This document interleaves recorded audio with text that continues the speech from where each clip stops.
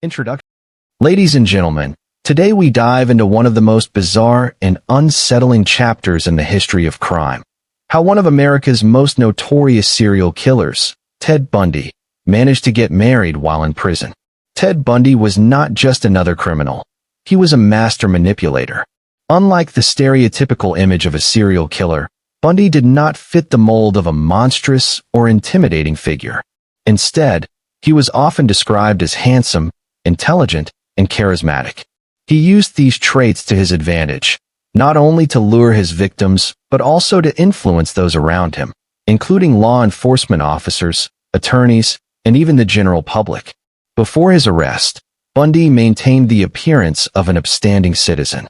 He was a law student, had political aspirations, and appeared to be a friendly, well-mannered young man. This deception allowed him to evade suspicion for years, even as he carried out a series of brutal murders. His ability to switch between a charming demeanor and a cold-blooded killer was one of the most disturbing aspects of his personality. After his capture, Bundy continued to use his manipulative skills to his advantage. He charmed reporters, legal teams, and prison officials, often playing mind games with those who interacted with him. His trial became a media spectacle, and he relished the attention. He used his intelligence to delay proceedings, dismiss attorneys, and even represent himself in court, further portraying himself as a misunderstood man rather than a ruthless murderer. But perhaps his most shocking act of manipulation was his ability to maintain relationships with women who believed in his innocence. He had several female admirers, even after being convicted. Women wrote him letters, sent him money, and visited him in prison. Among these admirers was Carole Ann Boone, a woman who had known him before his arrest and was completely enthralled by his charm. Bundy's relationship with Boone was not an accident. It was another calculated move. He knew how to present himself as a victim of the justice system, playing on her emotions and convincing her that he was a good man who had been falsely accused.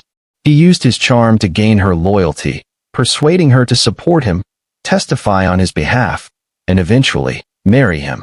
Even from behind bars, he exerted control over her, making her believe in a future that would never exist. His manipulative nature extended to the public as well.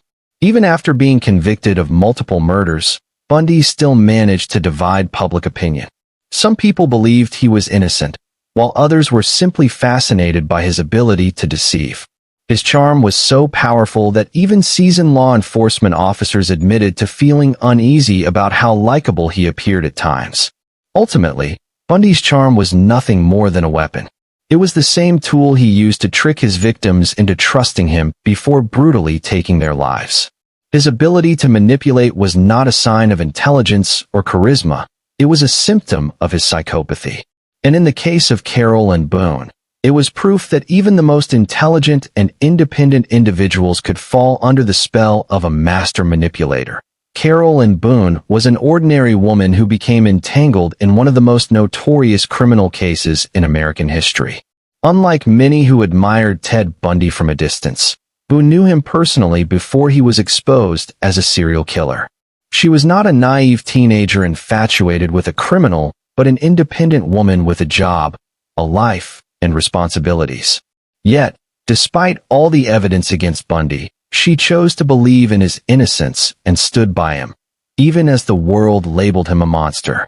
Boone first met Bundy in the early 1970s when they both worked at the Washington State Department of Emergency Services, DES, in Olympia, Washington. At the time, Bundy was already living a double life. On the surface, he was a charming and ambitious law student, but behind the scenes, he was brutally attacking and murdering women. Boone, like many others, saw only the good side of Bundy. She described him as kind, intelligent, and charismatic, with a bright future ahead of him. From the beginning, their relationship was more of a close friendship than a romantic involvement. Boone was reportedly going through a difficult time in her personal life, including a divorce and financial struggles. Bundy, known for his ability to manipulate and control those around him, likely sensed her vulnerability and used it to his advantage. While he was involved with other women, including his long-term girlfriend Elizabeth Klopfer, he maintained a strong connection with Boone, keeping her within his circle of influence. When Bundy was arrested in 1975 and later charged with multiple murders, Boone remained in contact with him. While many of his former friends and colleagues distanced themselves from him as the horrifying details of his crimes emerged, Boone took the opposite approach. She moved to Florida to be closer to him during his trial and became one of his most vocal supporters. She attended court hearings, visited him in prison, and even brought him small gifts and money to support him behind bars. Her unwavering loyalty was baffling to many. Even as Bundy's crimes were exposed and survivor testimonies painted a chilling picture of his brutality, Boone refused to believe he was guilty. Instead, she saw him as a victim of a flawed justice system, a man being unfairly targeted because of circumstantial evidence. She defended him publicly, stating that he was incapable of such violence and insisting that he was a kind, misunderstood person. Some believe that Boone's devotion to Bundy was rooted in more than just love or loyalty. The psychological phenomenon known as hybristophilia, an attraction to dangerous criminals, may have played a role in her deep attachment to him. Many women throughout history have been drawn to infamous criminals, believing they see a side of them that others cannot.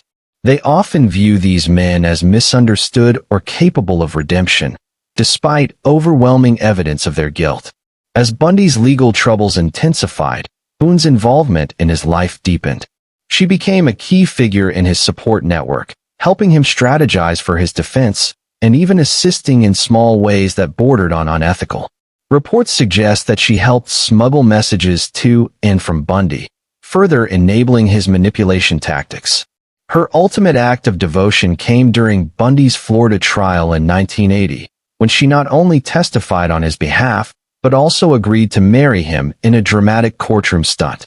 This moment shocked the public, cementing her as one of the most controversial figures in Bundy's story. But Boone's loyalty to Bundy would eventually be tested as his execution date approached and the truth about his crimes became undeniable. Ted Bundy's marriage to Carole Ann Boone was not a traditional love story. It was a calculated and shocking legal maneuver that played out in front of an astonished courtroom. In one of the most bizarre moments in American legal history, Bundy managed to exploit an obscure Florida law to marry Boone in the middle of his murder trial. This event was not just a testament to Bundy's manipulative skills, but also a reflection of Boone's unwavering belief in his innocence, despite mounting evidence against him. By 1980, Bundy was on trial in Florida for the brutal murders of two sorority sisters from Chi Omega at Florida State University, as well as the murder of 12-year-old Kimberly Leach. His case had become a national spectacle, drawing media attention from all over the country. With his charm and intelligence, Bundy took full advantage of this spotlight, choosing to represent himself in court. This decision allowed him to interact directly with witnesses, cross-examine testimonies, and, most importantly, maintain a level of control over his own narrative. Among those present in the courtroom was Carole Ann Boone, who had moved to Florida to support him. She frequently attended hearings, sitting in the audience as Bundy defended himself. Despite the gruesome details of his crimes being laid bare, Boone remained devoted, convinced that Bundy was the victim of a corrupt justice system. Her loyalty never wavered, and she became one of his most outspoken supporters. Bundy, always the manipulator, knew how to use Boone's devotion to his advantage. He recognized that her presence could serve as a way to humanize him in the eyes of the jury and the public. He needed to appear as a loving and trustworthy man, not a cold-blooded killer. He carefully orchestrated a moment that would shock everyone: the proposal and marriage. During Boone's testimony in court, Bundy took advantage of an obscure Florida law that stated a marriage could be legally recognized if a couple declared themselves married in front of a judge. Since Bundy was representing himself, he had the legal right to question Boone as a witness.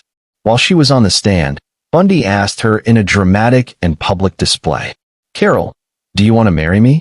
Without hesitation, Boone said yes. Bundy then declared before the judge and the entire courtroom, "I do hereby marry you." Since the proposal and acceptance happened in front of a judge, the marriage was considered legally binding under Florida law. There was no need for a marriage license or formal ceremony. Bundy had successfully turned his trial into a wedding. The courtroom was stunned. The media went into a frenzy, and Boone, for all her devotion, looked pleased. For Bundy, this move was not just about love, if love had anything to do with it at all. It was a power play. It allowed him to seize control of the narrative, steal headlines, and distract from the overwhelming evidence against him. Additionally, marriage granted Boone certain privileges, including spousal visits, which Bundy may have hoped to use to his advantage. Boone, on the other hand, saw this marriage as the ultimate act of defiance against a system she believed was unjustly prosecuting Bundy. She was now legally his wife, a title that, in her mind, reinforced her belief in his innocence. It also strengthened her emotional bond to Bundy, making it even harder for her to accept the truth about his crimes. However, the courtroom marriage was just the beginning of an even stranger chapter in Bundy and Boone's relationship. Their union would soon lead to another shocking revelation, one that left many questioning how far Boone was willing to go in her devotion to the man she had just married. One of the most disturbing and perplexing aspects of the Ted Bundy story is not just his horrific crimes, but the way he managed to captivate and manipulate people, particularly women, even after his arrest. His marriage to Carole Ann Boone and the immense fan following he gained while on trial were prime examples of a psychological phenomenon that has long fascinated experts: the attraction some people, especially women, have toward violent criminals. This phenomenon, known as hybristophilia, is a condition in which individuals experience sexual attraction or deep emotional attachment to people who commit heinous crimes.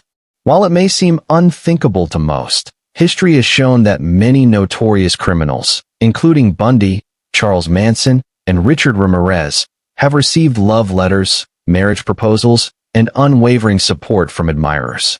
But why does this happen? One major reason is the allure of danger and mystery. Ted Bundy was not the typical image of a murderer. He was well-spoken, intelligent, and had a seemingly normal life before his crimes were exposed. For many women, this contradiction was intriguing. They saw Bundy not as a sadistic killer, but as a misunderstood man who had been unfairly accused. His charm and charisma, which he used to lure his victims, worked just as effectively on women who followed his trial. Another psychological factor is the belief in redemption.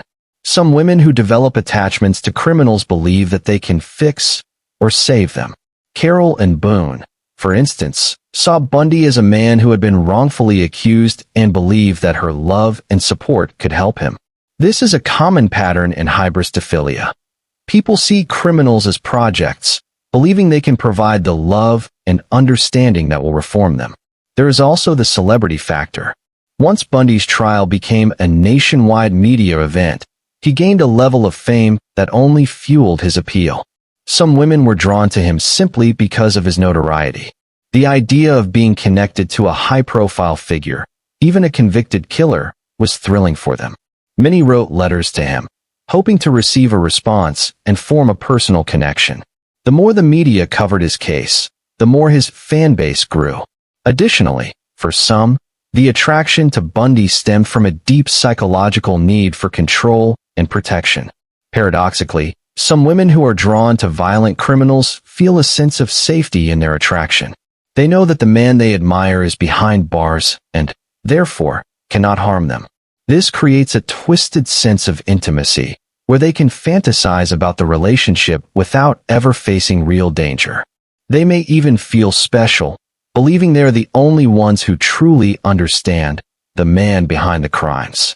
Carole Ann Boone was one of the most extreme examples of this psychological phenomenon. She not only supported Bundy but also became his wife, moving to Florida to be near him during his trial. Her unwavering belief in his innocence, despite overwhelming evidence, showed the extent to which she had been drawn into his manipulative web. Even as the gruesome details of his crimes emerged, she remained loyal, convinced that he was being framed. Bundy, always the manipulator, was fully aware of the power he held over Boone and other admirers. He played into their emotions, crafting letters filled with charm and intellect, making them believe that they shared a deep, personal connection. His ability to exploit people, even from behind bars, was a chilling testament to the psychological hold he had on those who were drawn to him. The fascination with serial killers, particularly Bundy, did not end with his execution. Even decades later, he remains one of the most infamous criminals in history, with movies, documentaries, and books keeping his story alive. The psychological attraction some people have toward violent criminals continues to be studied, as cases like Bundy's raise profound questions about the nature of human attraction, manipulation, and the darker side of obsession. One of the most bizarre and controversial aspects of Ted Bundy's story is the birth of his daughter, Rose Bundy, while he was on death row. Given the strict rules of prison life, many have wondered how a convicted serial killer could have fathered a child while being locked away. The answer lies in the strange and often blurred lines of prison regulations, the privileges that Bundy manipulated, and the unwavering devotion of Carole Ann Boone. After their legally binding courtroom marriage in 1980, Boone became Bundy's official wife. As his spouse, she was granted certain privileges, including the right to visit him in the Florida State Prison. However, what makes this situation even more astonishing is that Bundy was on death row, where physical contact between inmates and visitors was strictly limited. Typically, conjugal visits, where married couples are allowed private time together, are not permitted for inmates awaiting execution. So how did Bundy and Boone manage to conceive a child under such restrictive conditions? One widely accepted theory is that prison guards turned a blind eye in exchange for bribes. Boone, who was deeply loyal to Bundy, frequently visited him and allegedly found ways to ensure they had moments of physical intimacy. Several former inmates and prison staff have suggested that guards allowed Bundy and Boone to engage in sexual activity during visits, possibly in exchange for money or other favors. Boone herself hinted at this in later interviews, casually suggesting that sneaking moments of intimacy in prison was not as difficult as people might think. According to some reports, Bundy and Boone were sometimes able to be physically affectionate in areas where guards were either absent or simply chose to ignore what was happening. It's believed that Boone, who was known to be resourceful and determined, may have developed a close relationship with certain prison officials, allowing her more access to Bundy than other inmates visitors typically received. Another possibility is artificial insemination, though there is little concrete evidence to support this theory. Some have speculated that Boone could have smuggled out Bundy's sperm to conceive, but this idea remains largely theoretical. Given that there were multiple allegations of rule-breaking surrounding Bundy's prison life, the theory that guards allowed them to have private encounters seems far more plausible. Regardless of how it happened, the fact remains that in October 1982, Boone gave birth to a daughter, Rose Bundy. The news of Bundy becoming a father while on death row shocked the public. How could a man responsible for the brutal murders of dozens of young women have managed to create life while awaiting execution? For Bundy, fathering a child may have been another manipulative move, one last way to exert control over Boone and tie her to him even further. For Boone, the birth of Rose was seen as a symbol of her undying belief in Bundy's innocence. She continued to insist that Bundy was not guilty and raised their daughter under the illusion that her father was wrongly accused. However, as Bundy's execution date drew closer, her faith in him began to waver. The once devoted wife who had risked everything for him eventually started distancing herself, leading to an unexpected turn in their relationship. For years, Carole Ann Boone stood by Ted Bundy with unwavering devotion. She moved to Florida to be near him, testified in his defense, married him in a shocking courtroom spectacle, and even gave birth to their daughter while he was on death row. Throughout Bundy's trials and appeals, Boone remained one of his most vocal supporters, refusing to believe that he was guilty of the horrific crimes attributed to him. However, as time passed and Bundy's execution became inevitable, something changed. Boone, once his fiercest ally, ultimately walked away from him, a decision that left many wondering what finally broke her faith in the man she had once loved. Bundy's charm and manipulative nature had always played a significant role in keeping Boone under his influence. He had convinced her of his innocence, and for years, she had fought tirelessly on his behalf. She publicly defended him, helped manage his finances, and even assisted in his legal battles. But Bundy's endless stream of lies, his erratic behavior, and the undeniable mountain of evidence against him began to take their toll. One of the key turning points was Bundy's repeated failed appeals and his growing desperation. After being sentenced to death, Bundy spent years trying to delay his execution. He manipulated the legal system, firing and rehiring attorneys, filing last-minute motions, and offering to confess in exchange for more time. He seemed confident that he could outsmart the system, but as the years passed, it became clear that his execution was inevitable. Boone, who had once believed in his ability to prove his innocence, began to see his actions for what they were: desperate attempts to avoid the electric chair. Another major factor in Boone's change of heart was Bundy's final confessions. For years, he had denied any involvement in the murders, maintaining his innocence despite overwhelming evidence. But as his execution date approached, Bundy made a shocking reversal. He began confessing to numerous murders, providing gruesome details of his crimes to investigators in a last-ditch effort to delay his death. He hoped that by cooperating and revealing the locations of missing victims, he could bargain for more time. For Boone, this was devastating. She had spent years defending him, believing in him, and even bringing his child into the world under the belief that he was not a murderer. Now, as Bundy casually admitted to killing dozens of women, she was forced to confront the fact that the man she had loved and fought for was, in fact, a monster. The betrayal was too much to bear. In the final months of Bundy's life, Boone made a decisive break. She stopped visiting him in prison, withdrew her support, and refused to take his calls. Their once close relationship fell apart. Reports suggest that Boone even refused to bring their daughter, Rose, to see Bundy before his execution. Whether it was out of anger, heartbreak, or a newfound understanding of the truth, Boone made it clear that she no longer wanted to be part of his life. Bundy, who had spent his entire life controlling and manipulating those around him, suddenly found himself abandoned. In his final moments, the woman who had once been his most loyal supporter was gone. It was a cruel irony. After years of deceiving and using people to his advantage, Bundy had finally run out of influence. Boone had walked away, leaving him to face the consequences of his actions alone. Boone's disappearance from Bundy's life remains one of the most intriguing aspects of his story. While some speculate that she had always had doubts and simply refused to face the truth, others believe that Bundy's confessions shattered the illusion she had built for herself. Whatever the case, her departure marked the end of their bizarre and controversial relationship. But what happened to Boone and her daughter after Bundy's execution remains a mystery, as she chose to vanish from the public eye, leaving behind a story that still fascinates true crime enthusiasts today. After years of unwavering loyalty to Ted Bundy, Carole Ann Boone ultimately made the decision to walk away from him. She had spent nearly a decade defending him, marrying him in a shocking courtroom stunt, and even giving birth to his daughter while he was on death row. But as Bundy's execution became imminent and he began confessing to his crimes, Boone's belief in his innocence shattered. She severed all ties, refusing to visit him, take his calls, or bring their daughter, Rose Bundy, to see him one last time. Once Bundy was executed on January 24, 1989, Boone disappeared from public life entirely. The media and the public were eager to know what would happen to Boone and her daughter, but she made sure to keep their whereabouts secret.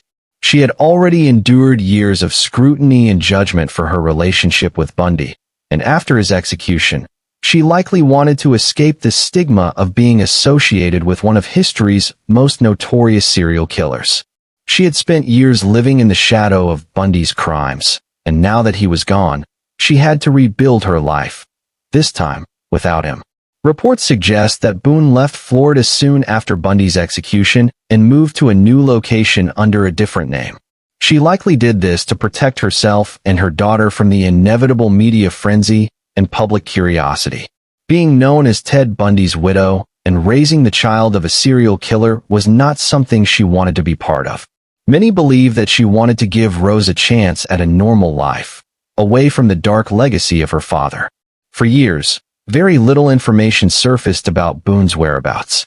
Some reports suggested that she moved to Washington, while others claimed she went to a completely undisclosed location. She made no public statements, gave no interviews, and seemed determined to erase any trace of her former life with Bundy. It was as if she had vanished. As for Rose Bundy, her fate remains one of the biggest mysteries surrounding the case. Born in October 1982, she was the child of a man who had brutally murdered dozens of women. While she was too young to understand her father's crimes at the time, growing up with the knowledge of her infamous lineage must have been incredibly difficult. Boone likely changed both her name and Rose's name to protect them from the public eye. Unlike many children of criminals who later speak out about their past, Rose Bundy has never made any public appearances, granted interviews, or written about her father. Her complete absence from media and public records suggests that she has gone to great lengths to keep her identity hidden. Whether she knows much about her father or has chosen to completely separate herself from his legacy remains unknown. Boone herself reportedly lived a quiet and reclusive life until her death. Though exact details are scarce, it is believed that she passed away in 2018, still maintaining her silence about Bundy.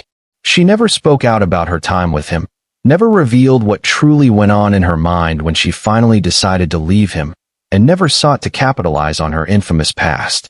The story of Carole Ann Boone and Rose Bundy remains a fascinating and tragic chapter in the larger narrative of Ted Bundy's life. While the world continues to analyze and study Bundy's crimes, the woman who once loved him and the daughter he left behind have chosen to disappear, leaving behind only speculation and unanswered questions. Ted Bundy's life was marked by deception, manipulation, and horror, but his marriage to Carole Ann Boone and the birth of their daughter added an eerie and unexpected layer to his already infamous story. Boone's devotion, her willingness to believe in his innocence, and her eventual disillusionment reflect the psychological complexity of those who become entangled with criminals like Bundy. In the end, Bundy faced justice for his crimes, but the people he left behind, Carole Ann Boone and their daughter, Rose, were forced to live in the shadow of his legacy. Boone's decision to disappear from public life and protect Rose from the burden of her father's name speaks volumes about the lasting impact of Bundy's crimes. Even decades later, the fascination with Ted Bundy remains strong, but the whereabouts of his daughter and the true thoughts of the woman who once loved him remain one of the few mysteries left in his story. While the world may continue to analyze Bundy's actions, those who survived him have chosen silence, leaving us to wonder what it truly means to be connected to one of history's most notorious serial killers.